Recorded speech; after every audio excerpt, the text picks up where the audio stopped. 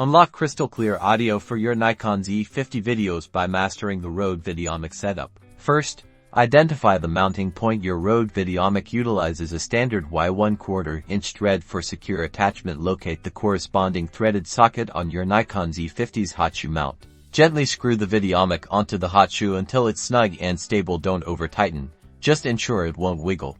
Now, let's connect the audio. Your Videomic comes with a TRS to TRS cable designed for camera inputs. Locate the 35mm microphone input port on your Nikon Z50. You'll typically find it on the side, behind a rubber flap. Carefully open the protective flap. Take one end of the TRS to TRS cable and plug it firmly into the 35mm microphone input on your Nikon Z50.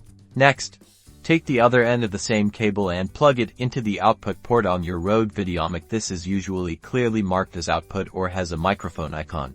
With the microphone physically connected, we need to tell your Nikon Z50 to use it. Power on your Nikon Z50. Navigate to the camera's menu system. Look for the sound or audio settings. Within the sound settings, find the microphone or external microphone option. Select the external microphone setting. This will disable the internal microphone and prioritize your Rode Videomic. Finally, check your audio levels while recording.